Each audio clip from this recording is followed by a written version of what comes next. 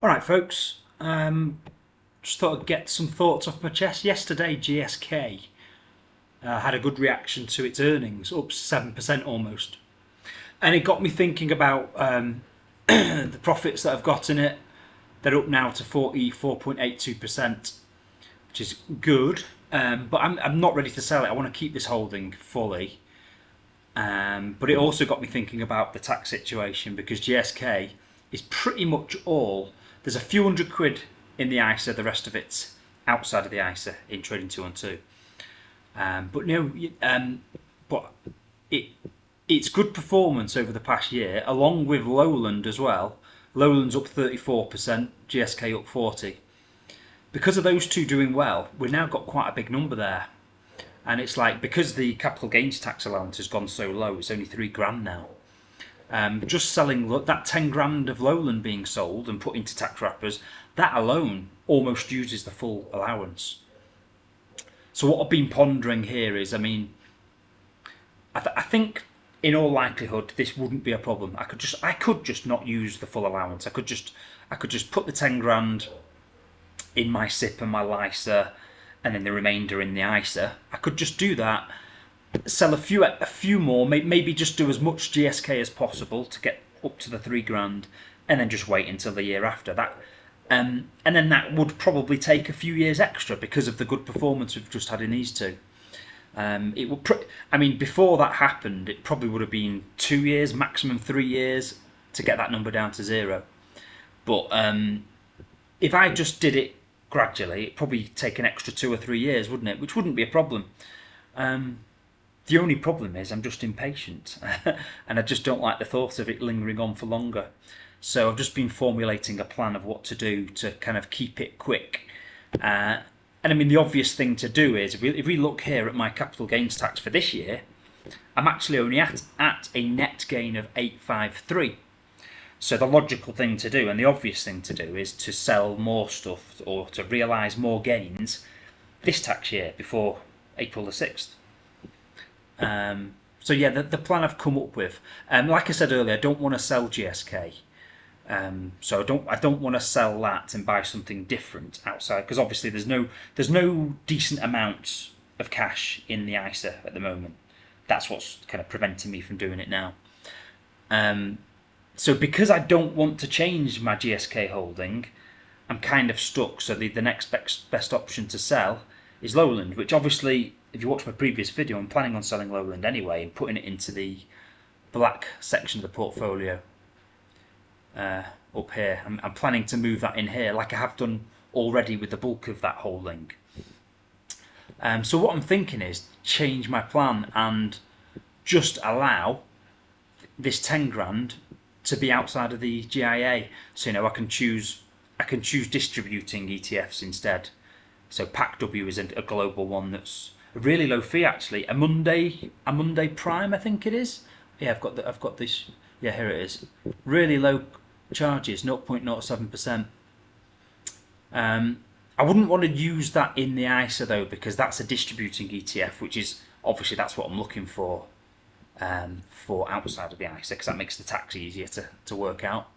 But yeah, I wouldn't like that in the ISA because there isn't or at least they have an accumulation version, but not in pounds. So I think I'd rather stick with ACWI for inside the tax shelters. And then VHYL instead of VHYG, because that's the distributing version.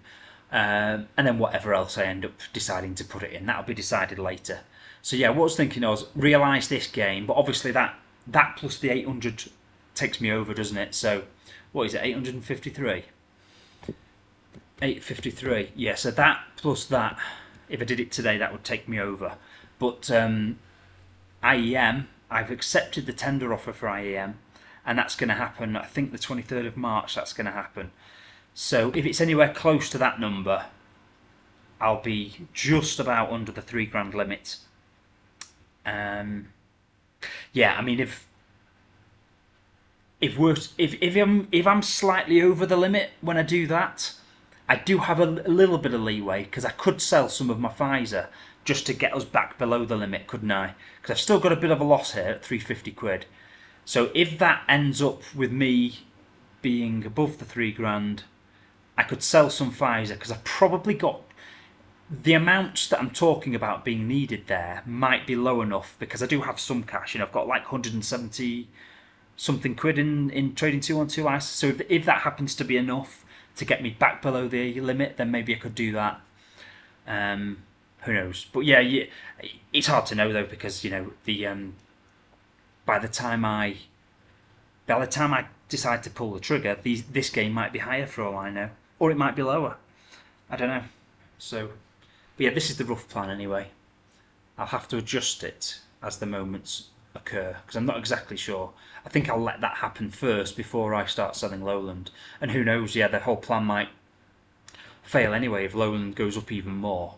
I say fail, it would be a good thing. I'd have more money, but it wouldn't be as neat and tidy because I'd maybe have to leave a bit of lowland and spend an extra £5 selling it next tax year. But yeah, anyway, that's the plan. And like I say here, if there is any left over, which I doubt there's going to be looking at those numbers, but yeah, if on the off chance there is some left over, I can just put as much as I can of GSK because obviously, like I say, there'll be more dividends arrived in the trading 212 ISA by the time the end of the tax year comes around. But yeah, anyway, this is what I wanted to talk about. It's a bit annoying because in previous years I have definitely chosen things to sell and put into the ISAs, not based on which was the highest percentage gain. Because if you're doing this purely logically based on minimising tax, the logical thing to do is pick whichever one of these has the highest percentage gain and put that into the shelter first. That maximises your efficiency. Obviously within reason. Obviously you can't. This is the limiting factor now, though. Obviously, you'd pick the highest percentage without going over the capital gains tax allowance. But in previous years, when the capital gains tax allowance was much higher, I have definitely picked the lower percentage, just because I wanted that particular thing. I might have wanted in a particular account, like I don't know, like for instance, I always want to keep GSK.